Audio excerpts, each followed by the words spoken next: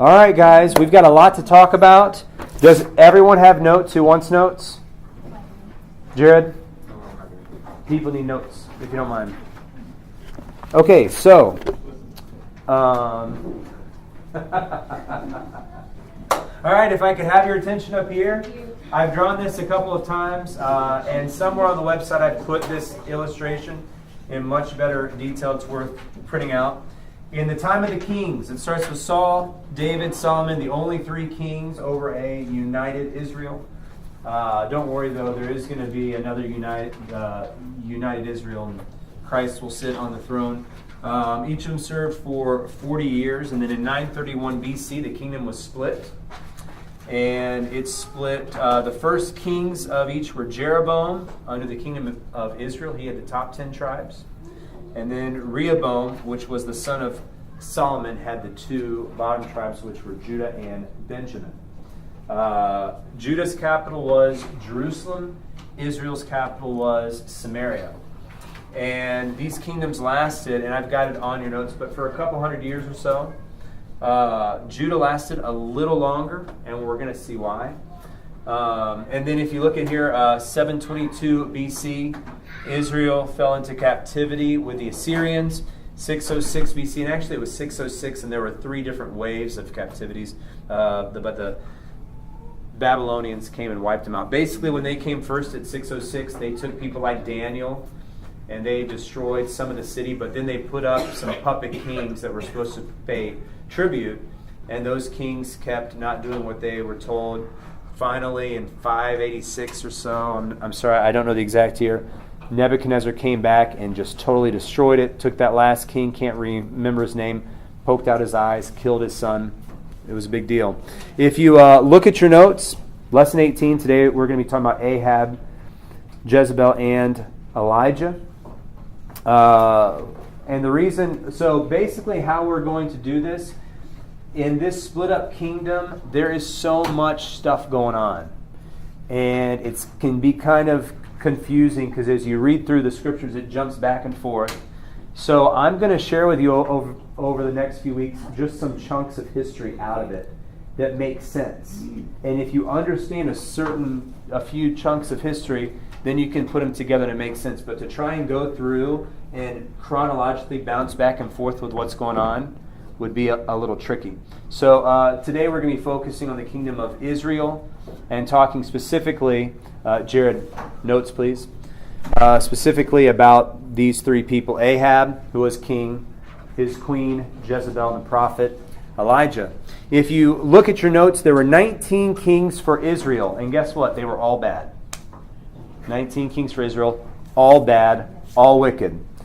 There were 20 kings for Judah.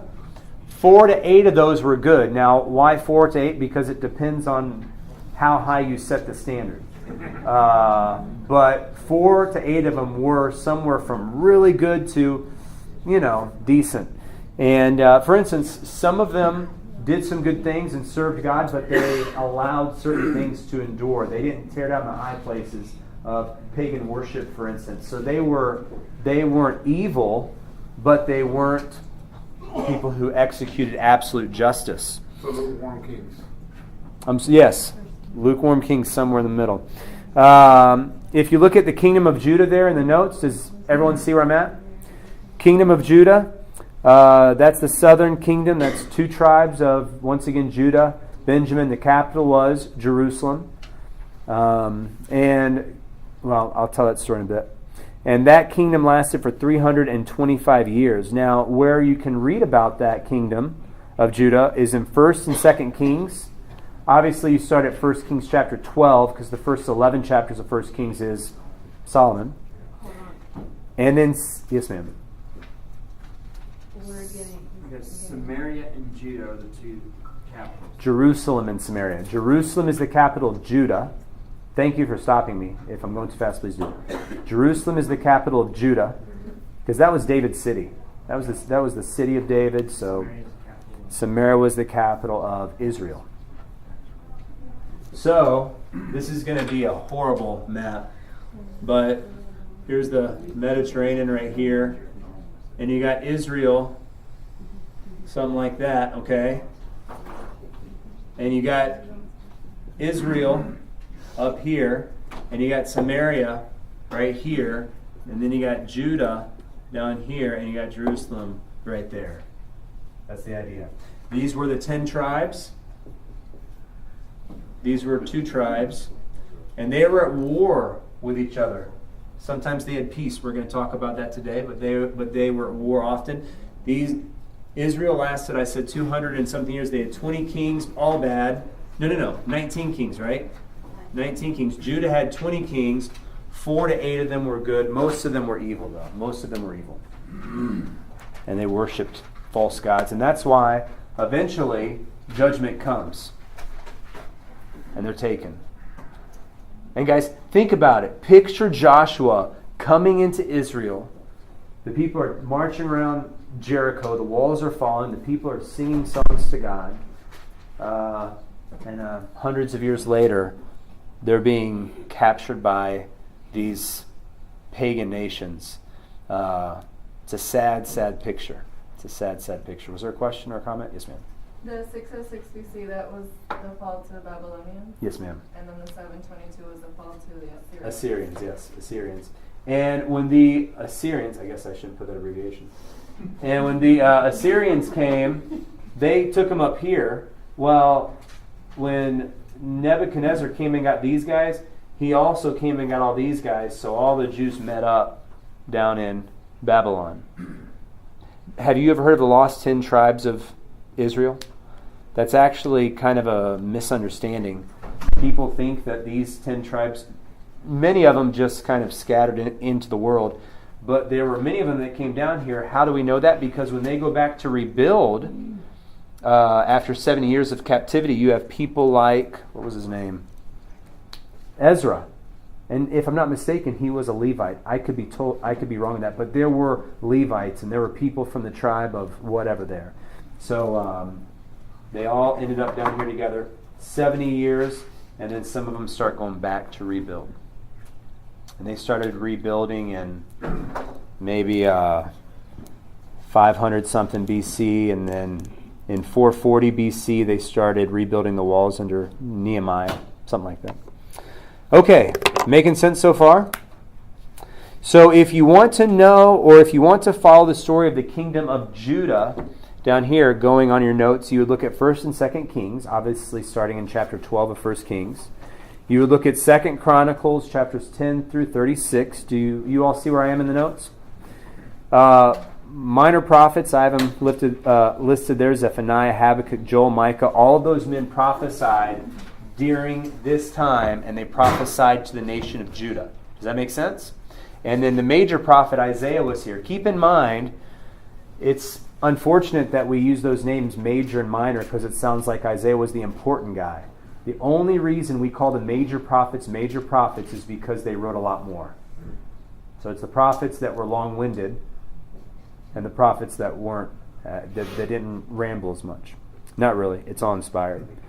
Okay, Kingdom of Israel. Following the notes, this was the northern kingdom, 10 tribes. That nation was 209 years. And you can look at 1st and 2nd Kings. And then there are the minor prophets. The rest of the prophets that aren't listed there, like Jeremiah, Daniel, they prophesied during the exile. And actually there's a minor prophet, Malachi, who prophesied after the return, when they came back, which is over here, right? Because they were exiled after this for about 70 years, and then they came back, and there were some prophets there. Book of Esther also takes place after the return. Why? Because there were a bunch of Jews that didn't go back home. They stayed in Babylon because they were born there, raised there, and they just stayed there. The Magi that came in the days of Christ said they were wise men from the east. This isn't in the scripture, but all traditional or early church fathers and ancient teachers taught that those wise men were the sons of the great-great-grandsons of followers of Daniel. So you have people like Daniel, because Daniel didn't go back to the promised land. He stayed in Babylon, which at that time was Persia, because they got taken over by the Persians. And he raised up a school of thought, not a literal school, but a following, and they were looking for the Messiah. And generations later, you have not just three wise men, but anywhere maybe 100 wise men coming to. So there's a lot of stuff that starts to fit in when you get this. Daniel was after the return from captivity? No, Daniel was in there during the captivity, but when they returned, he didn't go back. He stayed there, and a lot of the Jews stayed there. He's not one of the prophets. He's not listed in your list of prophets. So is he? No, just because the prophets I have on here were in between the split and the captivity. The ones I have on here, just during the divided kingdom. Okay, so today, any questions or comments on that intro? Okay, today we are going to, like I said, to try and go through this in chronological order, hitting everything would be very, very confusing. So over the next few weeks, we're just going to pick out some stories that make a lot of sense, and we're going to insert them in here. So today we're just going to be up here in the nation of Israel. We're not going to talk about Judah that much. A little bit we're going to mention one of their kings and the king's son. But here we're going to talk about Israel. Probably won't get through all of this today, but we'll pick up wherever we leave off next week. Okay, so Jeroboam was the first king of this Israel. Not the whole Israel, but the divided kingdom. And keep in mind how we've talked about how firsts are very important. You remember how, what was the guy's name when they circled Jericho, and he went in and he stole some of the treasure that he wasn't, I think his name was Achan, right? Achan. And you remember how because of him, Israel lost at Ai, and they came and they stoned him and burnt him and his wife and his children, his house. You go, my goodness. Well, he was the first. In the New Testament, when Ananias and Sapphira, I think their names were, lied, they were made an example. They fell dead. Well, this is the first king of Israel, and God's going to make an example of him, and we're going to see how important leadership is once again. So keep in mind, Jeroboam's adventure or story started with a prophecy made by a man named Ahijah, if I'm right. I'm almost positive that's his name. Ahijah. And he's the one that came and said, listen, he came and he took off his cloak, said, Jeroboam, I have something to say to you. And he took off his cloak and he tore it up into 12 pieces and he gave him 10 and said, God has given you these 10 northern kingdoms. You guys remember that story? Okay. So Jeroboam then takes over Israel. Rehoboam down here gets mad and he forms his army and he's going to go up, but a prophet comes up and says, hey, listen, God has done this. You guys all go back home. And he goes, okay, fine. So Rehoboam's down here in Judah. He's the son of Solomon. Jeroboam, who is one of Solomon's officials, is up here. And what happens is he starts to reign. Everything's going smooth. But see, the people of Israel want to worship the Lord their God. Well, where is the one place you go to offer sacrifices to God? Jerusalem. What's the problem with Jerusalem from this king's perspective? It's in Judah. So think about it. You are king of Israel up here. All of your people are going to Judah. And you think, wait a minute, what if they end up giving their allegiance to the king of Judah? Because that's where God's temple is. And they turn on me and I lose this. I lose this dynasty that God has set me up for with my family and everything. So he comes up with this brilliant idea. Wasn't reading his Bible. Sets up not one golden calf, but 2 golden calves. I think it was in the capital city of Samaria. And he says, Israelites, this is your God, or these are your gods, worship them. And there's a prophet, I don't think it gives his name, just a man of God, and he comes up and he says, this is wrong, this is wicked. And Jeroboam says, guard, seize that man. And when he points out his arm shrivels up. Just like that, which would be pretty freaky, right? And he falls to the ground. He goes, oh my gosh, I'm so sorry. Please forgive me. And the guy goes, fine, you're healed. And his arm goes back and he goes, but God is going to take away your kingdom. And because of what you've done, well, he's going to take it away from your family. And because of what you've done eventually, this kingdom is going to be destroyed. Speaking of this, you say, wait a minute. Man, the guy he messed up, but isn't there a second chance. Well, I think the reason that prophet said that is because Jeroboam's heart wasn't right, and he was setting the standard, which was very pagan. And guess what? No one ever turned around that standard. Everyone followed that example. I'm going to show you. Almost every wicked king of Israel, at the end, it says that they followed the ways of Jeroboam. Over and over. Actually, turn to the very last chapter of 1 Kings. And this is speaking of a king who was, where was he in the order? He was about halfway down. He was probably the ninth or 10th king. So 1 Kings,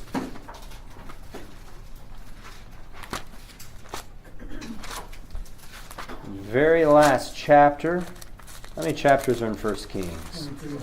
22. And look at 51. It says Ahaziah. Ahaziah, I don't know how to pronounce it. King of Israel. It says Ahaziah. Do you guys see where I'm at? Ahaziah, son of Ahab, became king of Israel and Samaria in the 17th year of Jehoshaphat, king of Judah. Jehoshaphat was a righteous man, by the way, the king of Judah. And he reigned over Israel 2 years. He did evil in the eyes of the Lord because he walked in the ways of his father and mother, that's Ahab and Jezebel, who we're going to talk about today.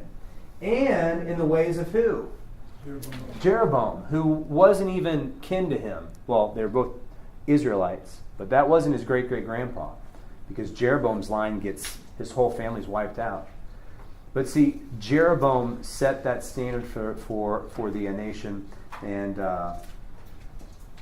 it says he caused Israel to sin. He served and worshipped Baal and provoked the Lord, the God of Israel, to anger, just as his father had done. So Jeroboam does this wicked thing, and it's, obviously he wasn't reading his Bible, because they had tried that golden calf before. Didn't work. He sets up 2 of them. Yes, ma'am. I was going to say, neither were all the people that were following him weren't reading either, because they just went right along. That's right. Never Absolutely. questioned it. Went right along. Absolutely. And that's the power of those who are over us. That's where we always need to look beyond to the Lord. So he was the first of the 19 with the... He was the first of the 19.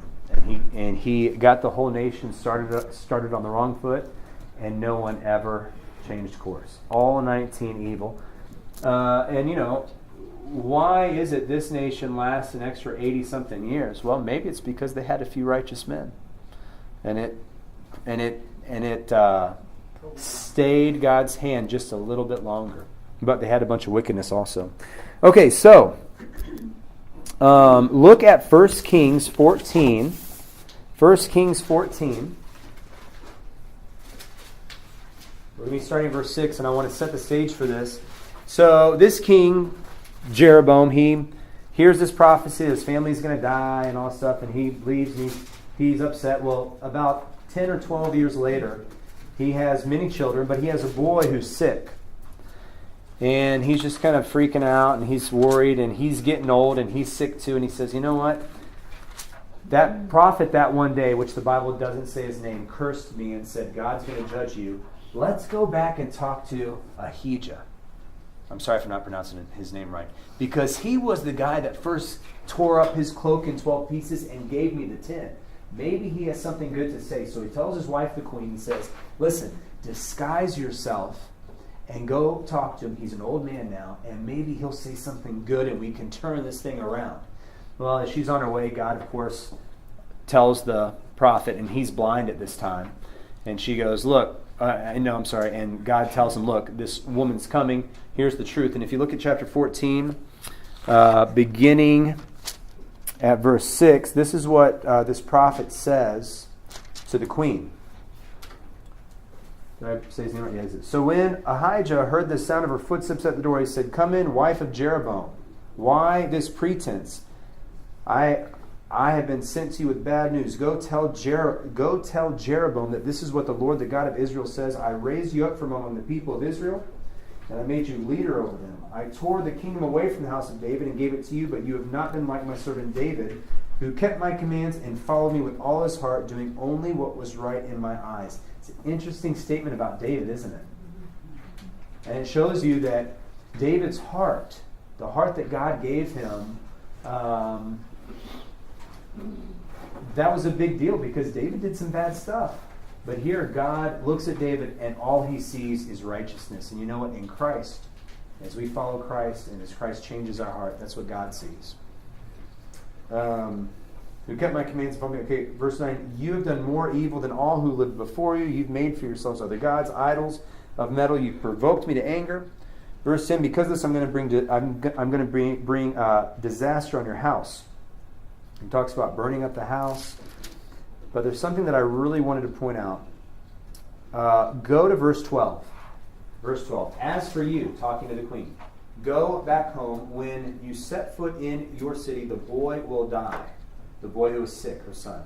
All Israel will mourn him and bury him, mourn for him and bury him. He is the only one belonging to Jeroboam who will be buried. Everyone else is just going to die out in the fields. Why? Because he is the only one in the house of Jeroboam in whom the Lord, the God of Israel, has found anything good. Think about this. Here's a boy, and guess what? This boy, unlike his father and his brothers, there's some good in him. But because of the wickedness of Jeroboam, see, sin has consequences. And it says in verse 14 that the Lord will raise up for himself a king over Israel who will cut off the family of Jeroboam. And that's what happens. Let's go on to the next point here, and let's talk about Nabal, Baasha, Elah. I'm just going to go real quick. I'm going to tell the story, and I hope I get it right. But Jeroboam has a son named Nabal. If you look at the next point there, do you guys see where I am? Nabal. We haven't gotten down to the 1, 2, 3, 4. Nabal. Do you guys see that name right there? Nabal is Jeroboam's son. He sits on the throne not just a couple years. When Baasha, the next king, do you guys see him? Baasha is one of his servants. He comes up and kills him. Takes over the kingdom. Baasha has a son named Elah. Well, guess what Elah does? Or what happens to Elah? Elah has a servant named Zimri. Zimri comes and kills him. You guys following the list? And then the people hear that Zimri killed the king. They get mad and they get Omri, who's the general, and he comes and kills Zimri. All of these people are worshiping false gods, idols, sacrificing to demons. I mean, there is no justice. There is no honor. It's just sin and wickedness and darkness. And guys, that's the first 5 or 6 kings of the nation of Israel. It's wicked stuff. Wicked stuff. And we aren't going to take the time to read through that, but if you read that reference there, you'll see how this guy came to reign, and this guy came and killed him. And then his son came to reign, this guy came and killed him. And there was just deceit, and it was treacherous, and it was bad. Okay, so that is the intro for the history of Israel. Fun stuff, right? Wait, Nabal was Jeroboam's son? Yes. But I thought everybody got all the males.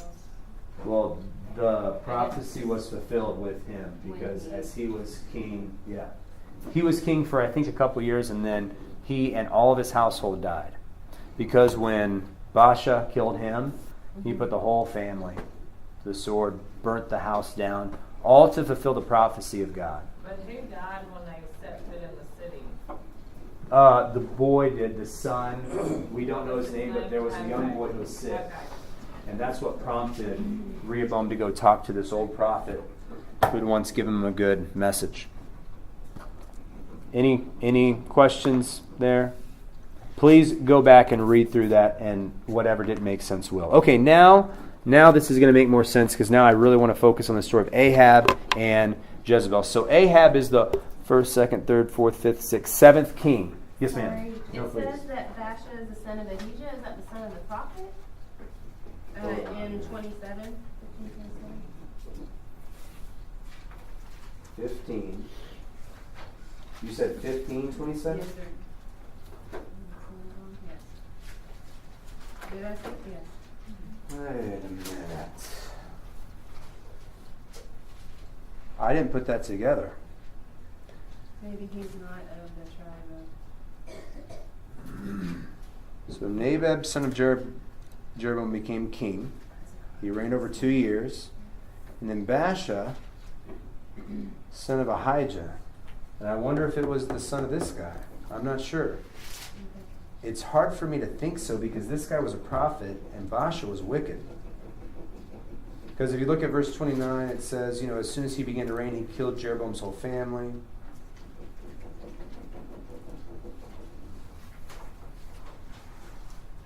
I think he was different because it says that he was Bash, the son of Ahijah of the house of Issachar. Mm-hmm. And then if you go down... from Shiloh. I don't know if that tells you. Yeah, so then it says the other Ahijah was a Shilonite. So I think they were two different Ahijahs. Isn't it nice how they have those things? Because aren't there more than one Jeroboam? And I mean, it seems like his names will repeat, and I never know which one it how is. to figure out, is this the same? Like there's... This is what I do, is go to Bible Gateway or if you have eSword and type in the name. Like for instance, there's more than one Benaiah. There's more than one Zedekiah, as we see it. So type in their name, and many of them will have a lineage. So you'll see, okay, this Zedekiah was the son of this guy. This one was the son of this guy, and then you start to say, oh, okay. And you can separate. Like for instance, here there's two Ahijahs. One of them is of Issachar. The other one is from Shiloh. I'm thinking those aren't the same guy. Could be, but I'm just thinking they're the same guy.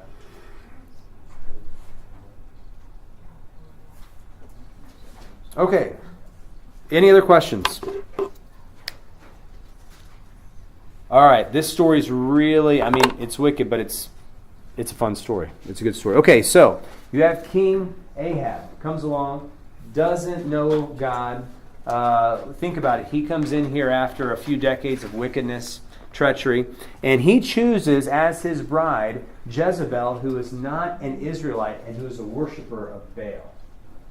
And right away, he marries this woman. And, they say a wife can make you or break you. I preached that sermon to you guys before. Jezebel broke Ahab. She convinced him to build a temple to Baal. He did that. So now in Israel, here there's a temple to God. Here there's a temple to Baal. And not only does he make a temple for her, but he lets her bring 450 of the prophets of Baal into Israel. And now Baal worship is really on the rise. It's not just the Ashtoreth poles and sacrificing them. It is now the official religion of Israel. And she puts an order out to kill the prophets of Yahweh, Jehovah. Let me just encourage all of us or challenge us. There are two spirits, you could say, getting more and more prevalent, definitely in this nation, this world, but even in the church.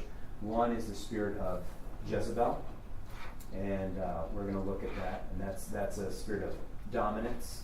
I don't like this expression too much, but you guys all know it. Jezebel wore the pants in the kingdom. And the other spirit is the spirit of Vashti, and it's kind of opposite, but just as destructive, and that's the spirit of noncompliance. One is a sin of commission, the other one is a sin of omission. And what we need instead, and what we have many examples of here, are spirits of Esther and of Mary and of Sarah, women of God who fear God and aren't going to give way to fear, as it says in 1 Peter chapter 3. So Ahab builds a temple to Baal. He sets up 400 prophets of Baal, all according to the urging of his wife Jezebel. So Israel is in bad shape right away. Prophet emerges on the scene, Elijah. Elijah, who I personally believe is one of the two witnesses mentioned in Revelation. Can't prove it. But he, as you know, is one of the people in the Old Testament who never died, was taken up to heaven. Who was the other man that didn't die? Genesis. Enoch. Genesis chapter 5, I think, is Enoch walked with God, and he was no more because God took him. And so Elijah comes in and he declares in the presence of the king and queen. This is point 2 in the notes. Elijah comes and he says, there will be no rain or no dew, no precipitation at all in the nation of Israel until I say so. Which basically means God is cursing this land and it's going to be a drought. And that's a big deal. That's a big deal. You guys can relate. Texas, there's been some bad droughts here. Only difference is they don't have the kind of resources we have to get water. Exactly. And so Jezebel orders all the prophets killed, of course, and she says, Elijah, I'm going to get you. And he runs away. And he runs out into the wilderness, and he is fed by ravens for a period of time. Every day he's by this little brook, this creek, so he gets his water, and these ravens bring him food. You say, really?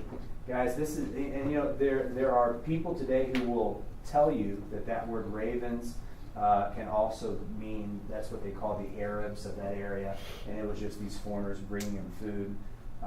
Every time the Hebrew word is translated ravens, it's speaking about a bird in the scriptures.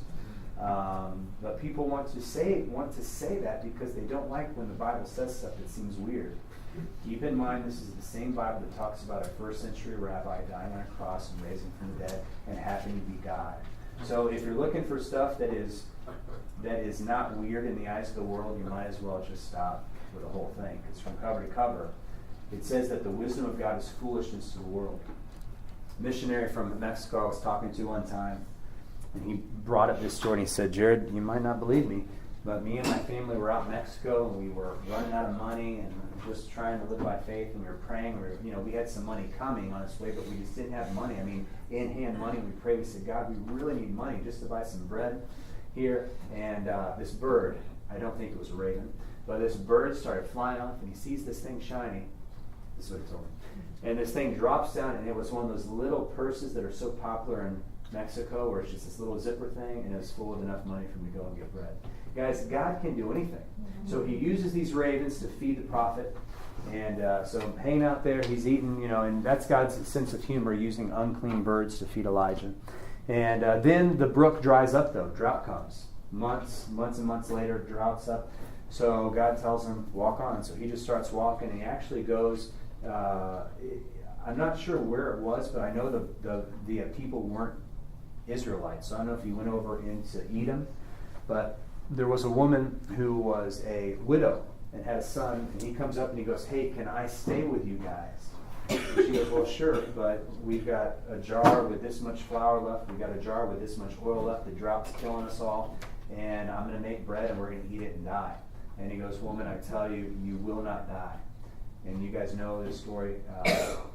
Every day when they got up, each night they would use the last of the oil, the last of the flour, and make bread and eat it. And the next morning, guess what? That oil and that flour jar was filled with just enough for that day.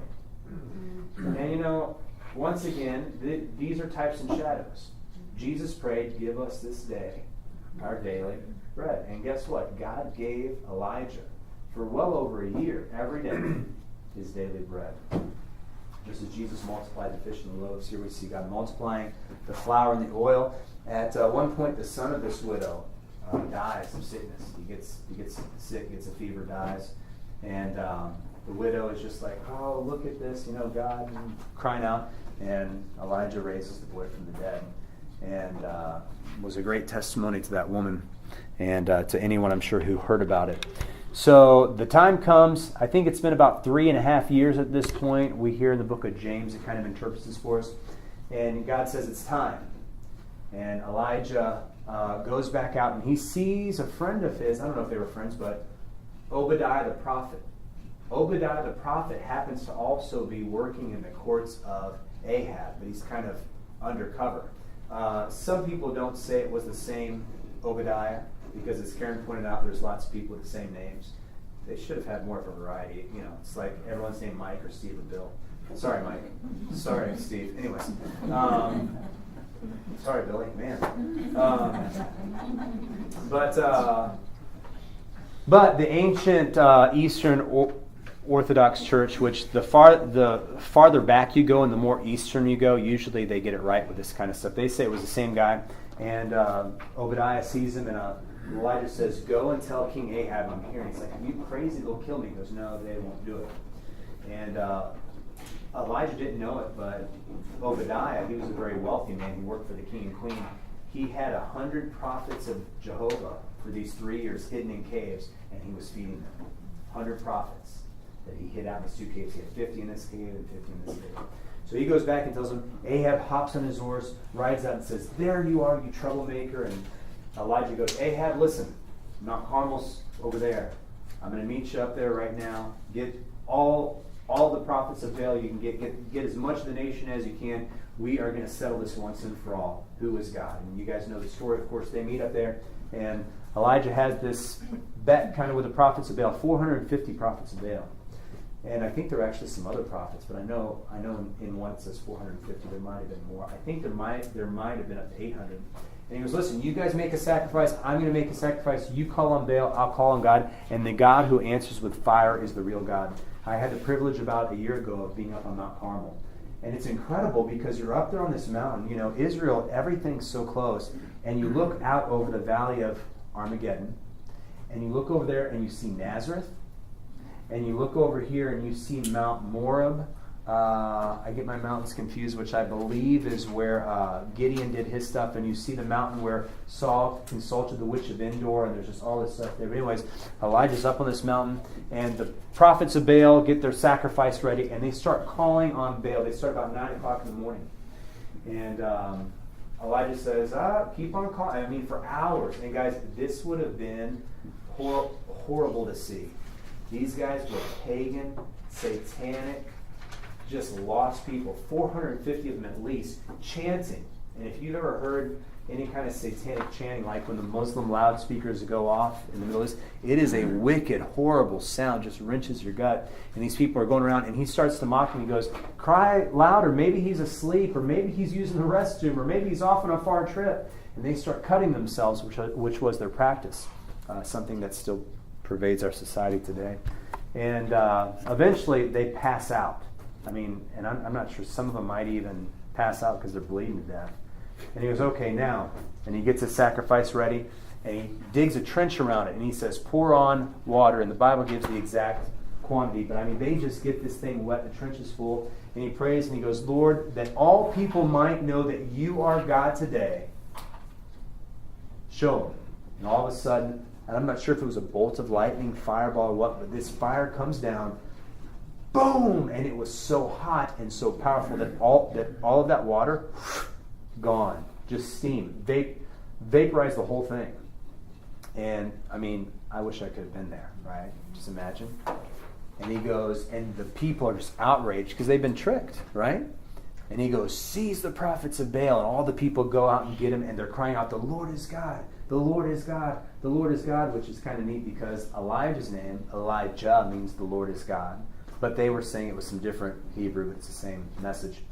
And they take him down to the valley, and they chop off all of their heads. Off of the heads of these false prophets, which I think was justice. I think it's a great thing. And then Elijah looks, and he prays, and he sends his servant. He goes, look out now. To the west, to the east, you see all of the valley there and stuff I was talking about, which now it's crazy. There's this Air Force base there, and the Israelites have their Air Force base underground. And there's just these holes, and all of a sudden, these planes come out. They don't mess around. Anyways, but if you look to the west, you see the Mediterranean Ocean.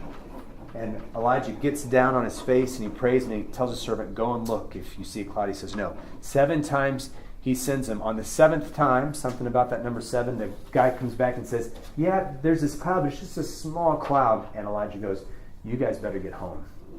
It's about to rain. And he goes and he tells Ahab, he says, and Ahab's there in his chair, and he goes, you had better get going, otherwise your wheels are going to get stuck in the mud. And all of a sudden it just comes down, and Ahab starts back. Well, Elijah, some people have different reasonings why. I'm not sure if the scripture says why he wanted to get there first. Maybe so he could report what happened before the king spread a false report of what really went down. But it says the Spirit of God came upon Elijah. He girded up his loins, which means he took his tunic, which was kind of like a dress back then, and wrapped it up. And the Spirit of God came on him, and he outran the chariot all the way there. And this guy wasn't in his 20s. This guy was older, and he just, man, I wish I could have seen that. I mean, if we had more area here, I could give an impersonation. But anyways. And I mean, he just, outruns them all the way. Well, Ahab gets back, and he was such a sally. Goes to his wife, trembling, they killed your prophets, and they tore down your altars. And she goes, what? And she goes, I'm going to kill Elijah. Well, Elijah gets scared, and he runs off. runs out. He decides to run. I think this is fascinating. Where would you go? For some reason, guess where he goes? Mount Horeb, which is also known as Mount Sinai. The very place where Moses saw the burning bush. The very place where God gave the Ten Commandments. Now, the scripture doesn't say that I know it, but to me, I think that even though he just saw God perform this miracle, and even though he just saw many of the prophets of Baal with their heads cut off, he's still thinking, I'm all alone, and they're going to kill me next. I can say that because he actually tells God that later. And he thinks, okay, where's the one place I can go? And he thinks back to his history of his people. The place where God appeared to Moses. The place where God gave us the law. It takes him 40 days to get there. And he gets so famished on the way that he passes out. And it says that the angel of the Lord came to him, which the angel of the Lord is Christ. That's what I think. Christ comes to him, wakes him up, and he has some cakes or some bread and some water. Wakes him up. He eats the bread. I think it even says a fig cake. I'm not sure. And I'm sorry I forgot to put the references on here. As I was printing it, I was running late today. I'm like, I forgot to put the scripture references. But you guys can find it. And he drinks the water, and he passes back out. I mean, that's how famous he was.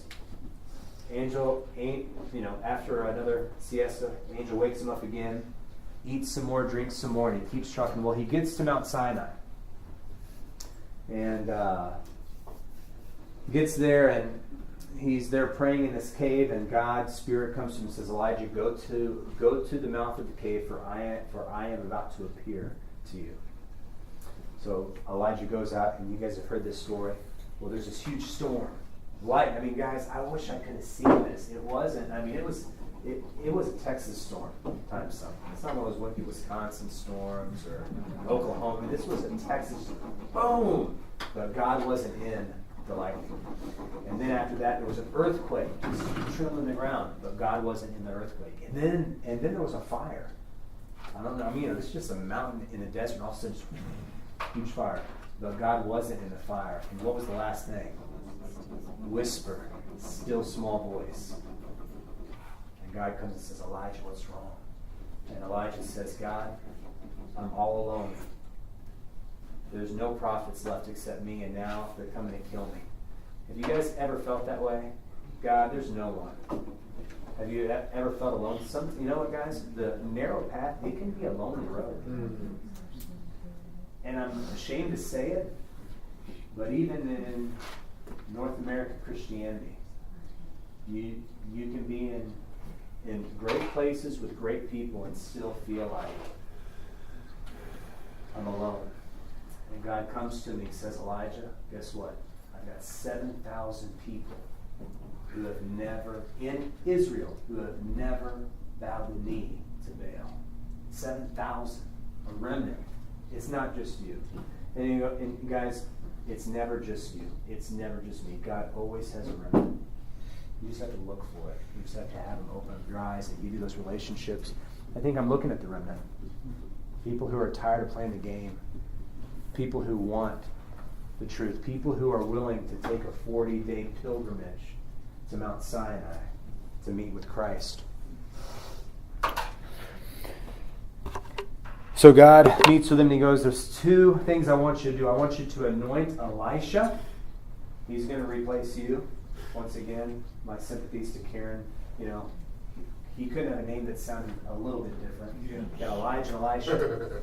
And then he says, and I also want you to anoint Jehu. Now, something very interesting. Jehu ends up getting anointed a few years later by Elisha. But maybe Elijah communicated that to Elisha. So Elijah goes, anoints Elisha.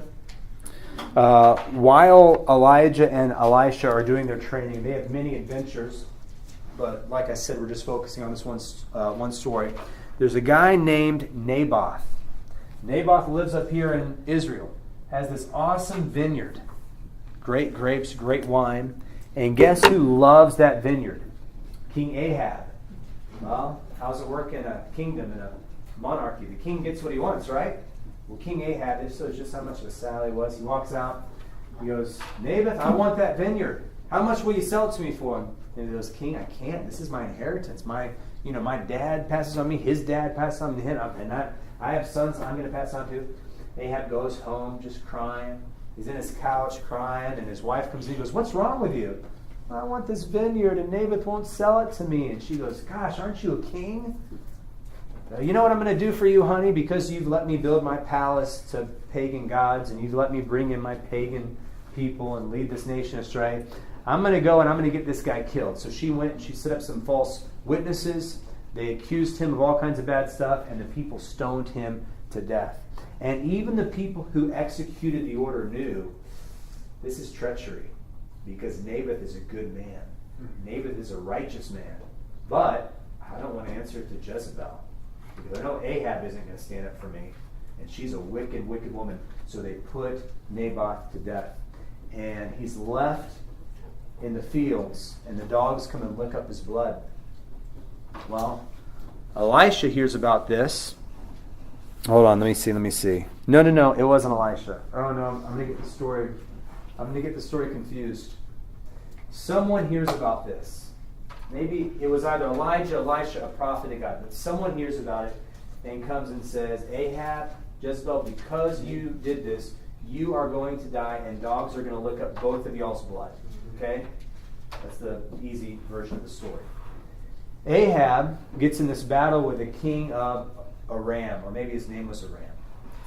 And short of it is, he goes out to fight, and a prophet named Shimei, I think his name is, tells him, hey, if you fight, you're going to die. He goes, no, I'm going to disguise myself. Oh, also, something really quick.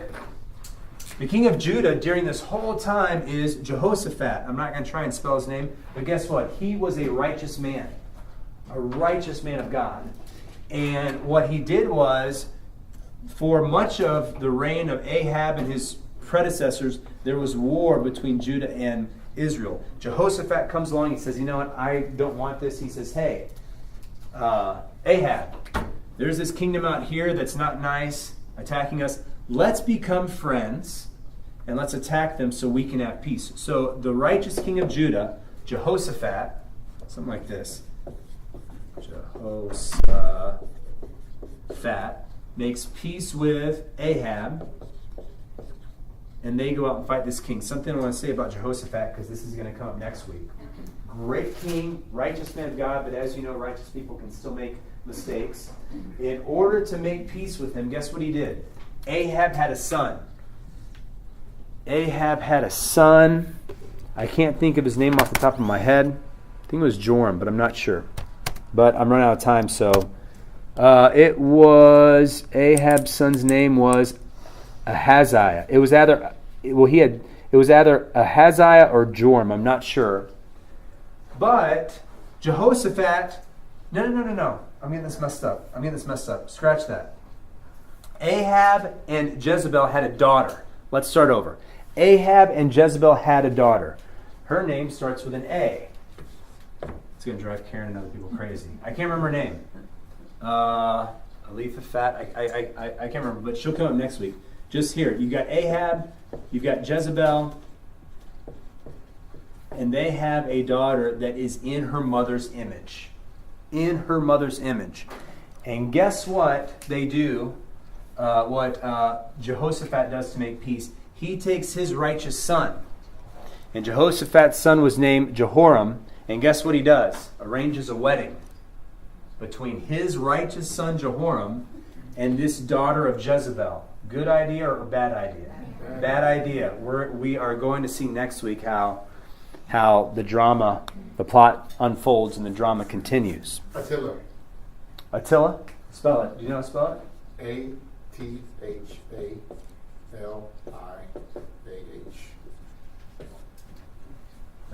Attila. That sounds like a good pronunciation. Attila. And she was bad news, but God did some awesome stuff with that. Okay, so here we go. Are you guys with me? Okay, so Ahab goes out in battle, and he tells Jehoshaphat, he says, Jehoshaphat, put on your royal robe as we fight this battle. Jehoshaphat, okay, fine. And he goes, I'm going to disguise myself, if you don't mind. He's like, okay, it's fine. Jehoshaphat goes out. He comes back from the battle, but a stray arrow. And guys, listen, This sounds crazy, but I just got done hearing this talk called Providential Battles.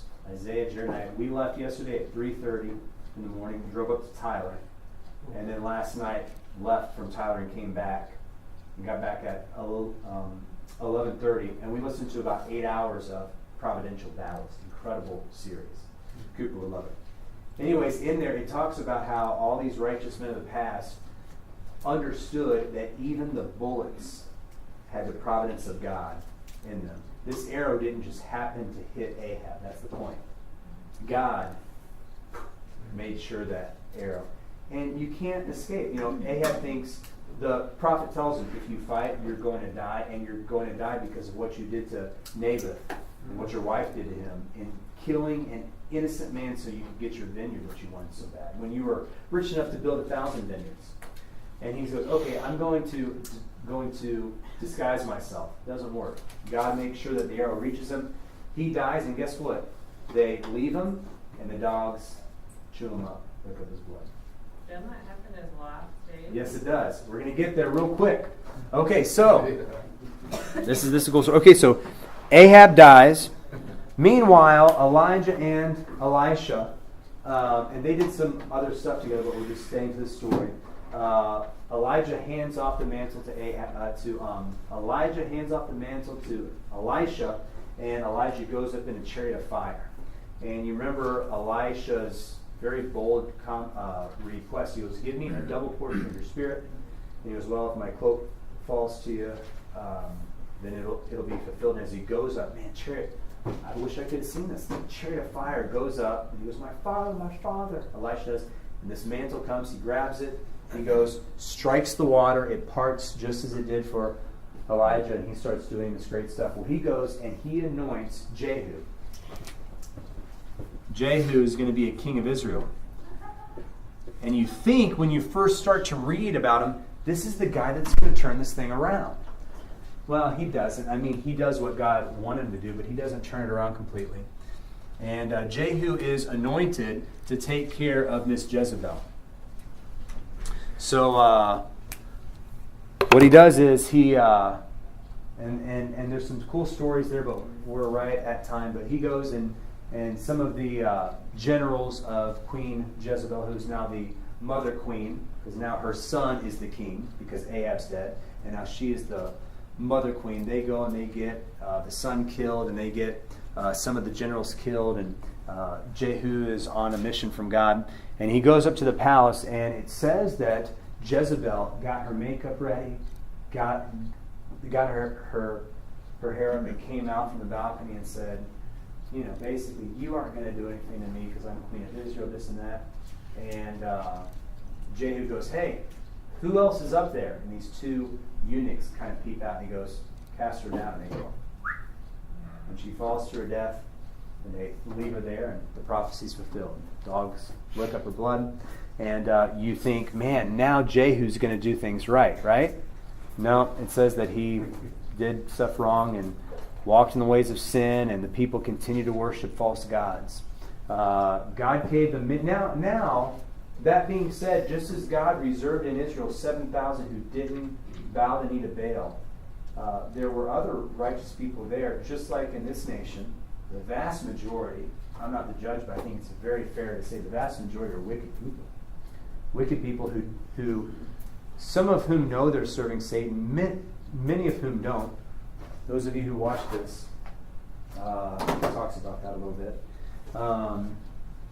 But there is always a remnant, and God kept a remnant there.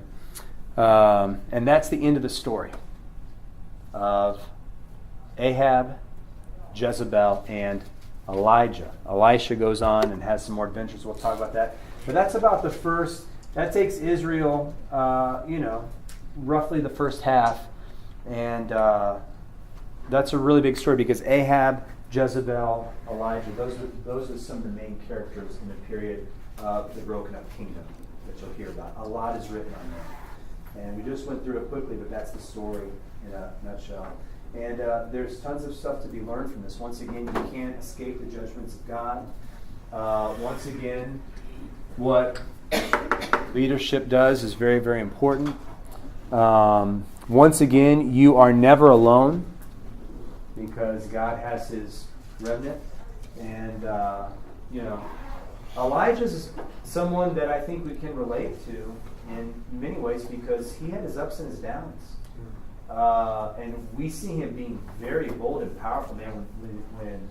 When he was up on Mount Carmel, that was definitely his highlight, I think. And he's mocking hundreds of other false prophets. And he's calling down lightning. And then the next thing you know, he's running scared to a cave. But he didn't run to any cave. He went to Mount Sinai. Which speaks of something. So, and something else is God always provides. It's not the way that we think He will. Elijah didn't go hungry, but God provided ravens, a foreign widow with 2 jars, and the angel of the Lord Himself waking him up with some cakes and water to feed him. But guess what? He didn't go hungry. And we aren't going to go hungry either, as long as we seek first the kingdom of God and His righteousness. I have one of these left. For those of you who weren't here, I think Shipley's and Mallory's. This is an incredible documentary. I got 5 of them. I just spread out 4 of them. If you want it, week rental. The late charges, you don't want to know. But like I told everyone else, if ignorance is bliss for you, you don't want to watch this. Because this tells it how it is. Powerful, powerful truths here. And I'll just put this up here if anyone wants it. All right, guys, let's pray. Father, we thank You so much again just for the scriptures. And we thank You for these stories. We thank You for heroes like Elijah. And God, I pray that we would present these to our children and to others as true. These are the superheroes that really, really did exist. And God, You are raising up heroes today who definitely aren't perfect, who definitely fall short at times, but who are convinced that You are the greatest opportunity ever.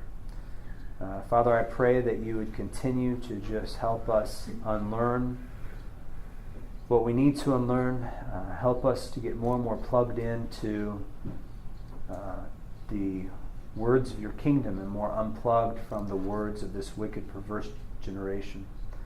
And we pray blessings upon us and our families in Jesus' name. Amen. Thank you guys so much.